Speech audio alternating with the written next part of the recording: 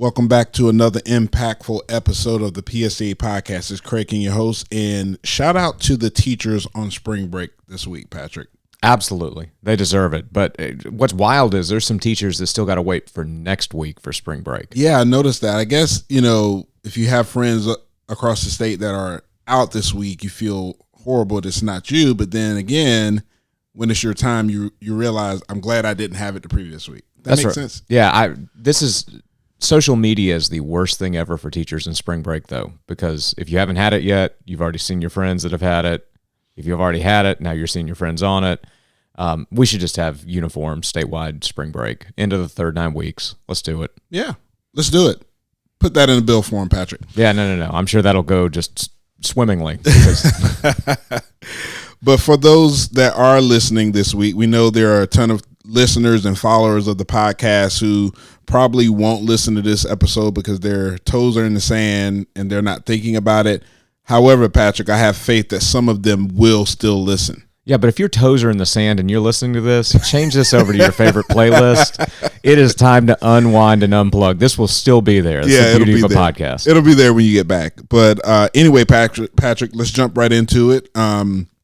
We have significant movement and chatter online as it relates to the Educator Assistance Act. Some chatter not so good because there was some misinformation out there that got some traction, but thankfully we have tons of advocates that listen to the podcast that are members of PSTA that were able to correct some of that misinformation online. But just talk about where we are with the Educator Assistance Act, but also that misinformation that came out. Yeah, let's start with the misinformation because it's a really good snapshot of why it's important to be a member of a professional association if you're an educator in South Carolina. Unfortunately, Tuesday of last week, the Senate Education Committee advanced the Educator Assistance Act to the full Senate. Big deal, huge celebration. We'll talk about that in just a second. A local TV affiliate here in Columbia that I will not name put out a report about that Education Committee hearing and just did like a little one-sentence blurb on the 3 bills that came out. The Educator Assistance Act is like 12 policies in one, and for whatever reason, the report decided to focus on the issue of sick leave banks, which is a big deal. Like I'm excited about it. If you're in a district that doesn't offer a sick leave bank, that is a potentially transformative tool, especially for your early career teachers that do not have access to their sick leave on day one. Like if you're in a district like that, well, several, I won't call them out, that award you your sick leave on like a 1.4 daily basis per month throughout the year, and you get the flu in October or whatever cold, Lord knows what, Black Death, whatever's spreading around schools in October, and you've only got 1.4 days of leave, you're taking unpaid leave unless there's a sick leave bank. So it's a big deal that's in the bill, but the local TV report decided that was the issue that they wanted to focus on, and they misreported it. It said that the Educator Assistance Act would require any teacher with more than 60 days of accrued leave to donate the leave to a sick leave bank. And that's just absolutely factually false. Yeah. Like it's not even kind of sort of wrong. It's just point blank false. Before I got to work on Wednesday, I already had 3 emails from PSTA members who have been reading their legislative updates and paying attention. All 3 of them said, "Isn't this wrong?" Yeah. And I said, "It's absolutely wrong." So I contacted WIS. I asked for a story retraction and correction before lunch happened. By lunchtime, it would have been even sooner, but I was in a committee hearing. But by lunch, PSTA members had a email saying, "Hey, if you see this report, it's wrong." Yeah. So if you were a PSTA member, you knew within like 4 hours of the report going live, or at least waking up on the day of, that it was an inaccurate report. And then this weekend, 3 days later, this inaccurate report still has life on social media because somebody had screenshotted it. WIS did eventually, I just named the TV station, oh well. The TV station did eventually correct their story, but things live forever on the internet. The screenshot of the inaccurate report was still out there, and so social media groups are going ballistic over this. And look, I get it. If I was a teacher with 90 days of accrued leave and somebody said, you got to give 30 of them up, I'd be mad too. Yeah. But it was inaccurate information. And if you were a member of PSTA you knew it was inaccurate information well before social media was even wise to the fact that there was an inaccurate TV report out there. So shameless plug, keep listening to the podcast, but also consider membership, because we try to keep people informed. Just so we're crystal clear, the Educator Assistance Act only requires a district to create a sick leave bank policy if they don't have one. But then it's up to the teacher to determine whether they want to participate or not. If you've got 180 days of accrued leave and you don't want to donate a single day, the bill doesn't change anything. It just says your district has to have a sick leave bank. And if you want to donate some of your 180 days of accrued leave, you could do so. That's it. Yeah. And I'll say this, some of the comments and some of the posts that, shared the inaccurate information, I saw a multitude of teachers who were willing to be able to donate to that saw it as a need, that saw, teachers in their school, for whatever reason, they needed sick leave and didn't have it. Happy to be able to donate that if it was an option, and this bill will create that option for teachers, but it's not mandated as the report shared. That's right. So now the bill's on to the full Senate floor. It's a big deal. This is the farthest this bill has ever made it. We are recording this on Monday, April 14th. I'm hopeful that if you're listening to this on Tuesday, April 15th, the South Carolina Senate has potentially already taken up the bill. But even though we are almost at the finish line, this is the critically important moment for this bill if it's going to become law in 2025. It looks very promising that this bill will eventually become law now that it's made it to this point in the process, because the Senate Education Committee vetted this bill, they worked this bill, they amended this bill. It's in a strong position going to the Senate floor.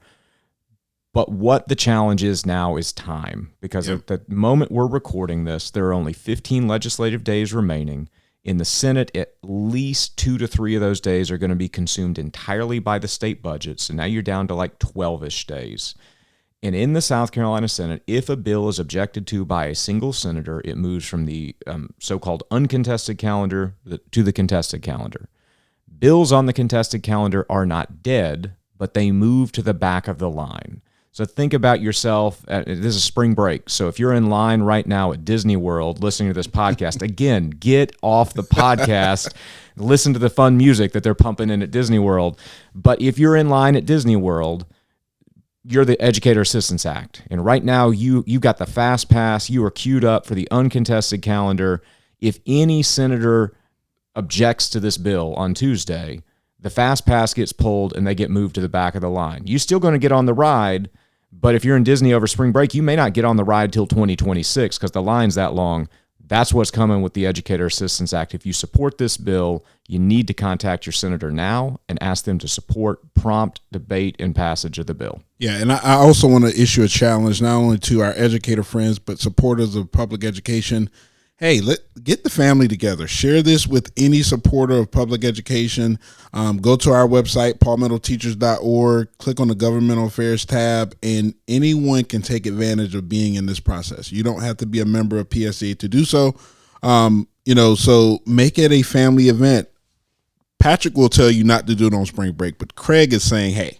Yeah, this one, and the beauty, if you're a member, if you're in line at Disney right now or you got your toes in the sand, click on the advocacy link in your Legislative Alert Network or check out the PSTA Facebook page.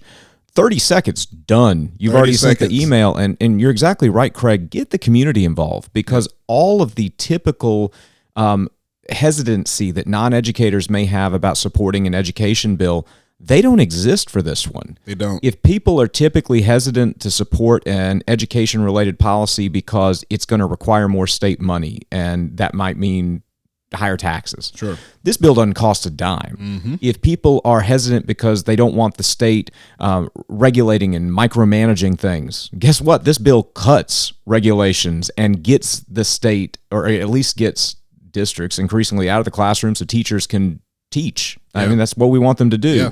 Yeah. So this is common sense legislation that I think educators, non-educators, all political persuasions, it's passed the House unanimously 5 times in the last 3 years. Mm-hmm.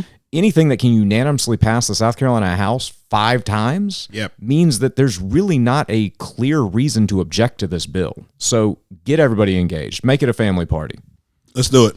Family party. My wife is listening. We're going to have a family party. I've already done my job, so come on, Sanaya and Tasia, it's up to you now. So let's move on, Patrick. We have the Senate Bill 78, work experience credit. Where are we with that? So it came out of the House K-12 Education Subcommittee on Tuesday of last week, largely due to the really dedicated focus on the bill by those subcommittee members. Big shout out to, not that I think he's listening, but if he does listen, K-12 Subcommittee Chair Jeff Bradley, because the K-12 Subcommittee last Tuesday had 7, 8, 9 bills on their agenda. It was a lot. They started at 3:30. By 6 o'clock, they weren't even close to done, and they needed to be done for various reasons. But before they adjourned, Representative Bradley insisted on that Senate bill being taken up. It was the only Senate bill taken up on the subcommittee agenda. They took it up. They discussed it. PSTA was able to give testimony and answer questions about the bill, and they favorably reported the bill out. It now moves to the full House Education and Public Works Committee. That will not happen this week because the House is on furlough. This is something the House traditionally does in the week between the Masters and the Heritage Golf tournaments. But when they return to session on Tuesday, April 22nd, I anticipate there will be one more full Education and Public Works Committee meeting before the end of session on May 8th. That Work Experience Bill S78 will be on the agenda for that meeting. If it gets out of the committee at that point, it's onto the House floor, and it will have an excellent chance of getting to the governor's desk before May 8th. Good deal. All right, we'll keep you posted on the work experience credit bill. Lastly, Patrick, Senate budget. I know Senate Finance Committee did their work on the budget, and when can we expect the Senate to get started? It's full Senate anyway. Yeah, full Senate on Tuesday, April 22nd, I believe, is going to be full budget week. The budget that's coming to the floor of the Senate, in the overall budget looks significantly different than the House version of the budget. Spending level is actually lower in the Senate bill. There's an enhanced tax cut in the Senate version of the bill. But in the K-12 space, not much changed, which was kind of remarkable because the Senate is spending less money than the House, but they maintained all the core K-12 spending provisions, and in some cases they increased spending. So I think the big high point that everybody, or at least our podcast listeners, are probably most interested in is the Senate Finance Committee adopted the House position on teacher pay raises. That's a $112 million increase over last year to state aid to classrooms, which would fund a $1,500 increase to every cell, steps 0 through 28 for the bachelor's, master's plus 30, and doctorate lanes. Same position of the House. If the full Senate adopts that salary schedule in a week and a half, then it's locked, and it is done at that point. And if, again, it's a $112 million increase in state aid to classrooms. So, this time last year, the Senate and the House were a little bit apart from each other, and so districts were kind of waiting on the Senate and the House to finalize the budget. If they end up in exactly the same position, the budget won't be done at the end of next week. Right. But districts can pretty much take it to the bank that that's going to be the funding level and that's going to be the statewide minimum salary schedule. So that will allow them to plan forward with some more certainty than they've had in some recent years. So a few weeks ago, I think when we were talking about the House version of the budget, they had decided not to fund that $36 health insurance increase. What did the Senate do with that? So that's one of the areas where the Senate increased funding levels over the House. They put an additional $20 to $30 million. I can't remember if it's 20 or 30, but what's $10 million between friends? But they fully funded the increase in healthcare costs. The House had fully funded the increase for the employer contribution, but not fully funded the employee contribution, which would have led to that $35, $36 a month increase. The Senate funding level would be sufficient to where for the, I think, 10th consecutive year, the employee contribution would stay flat. So your monthly premium would not go up. That's a big deal. PSTA members reached out to their senators about that. We will obviously be advocating for that to be in the final version of the budget because that is an area of difference between the House and the Senate. The other two notable areas of difference where the Senate went up over the House is they put about another $25 million into instructional materials over the House, which is pretty important because this is a textbook adoption year for the new math standards. And so that additional money is almost entirely, if not entirely, consumed by buying new instructional materials aligned to the new math standards, which math teachers out there, y'all know that new instructional materials are necessary because the math standards, especially when you get to the middle and high level, are significantly different. They're changing the sequencing in terms of when algebra and geometry is taken. So the old materials are not going to be tightly aligned with the new standards. We need to be able to purchase materials that match the new standards. And then the final thing the Senate did that was a significant funding increase is they fully funded a school resource officer in every school in the state. Okay. The House did not put that money on the line, so that is a huge priority for the governor. He has been adamant about getting that funding into the budget. So the Senate and House look like they could be different there. Now, it's not necessarily true because when the Senate passes their bill, it goes back to the House, and the House gets one more chance to amend it before it would go to conference committee. So the House could agree with the Senate at that point, and then that issue is locked before conference committee. But that's another area to keep an eye on. Got it. Well, appreciate that, Patrick. Anything else before we sign off? And our members that are on spring break at the beach, at Disney World, in the mountains. No, just enjoy the time off. And if you're still waiting for that post-Easter spring break, hang in there. Just know that when everybody is in the slog of standardized test prep next week, you're going to be on spring break. That's right. Well, we appreciate all of our members and teachers. We'll keep you posted on any updates. Obviously, you can look forward to your LAN on Friday and also your 1 Minute Advocacy. But if something comes up prior to then, Patrick will let you know about that via your LAN or Legislative Alert Network.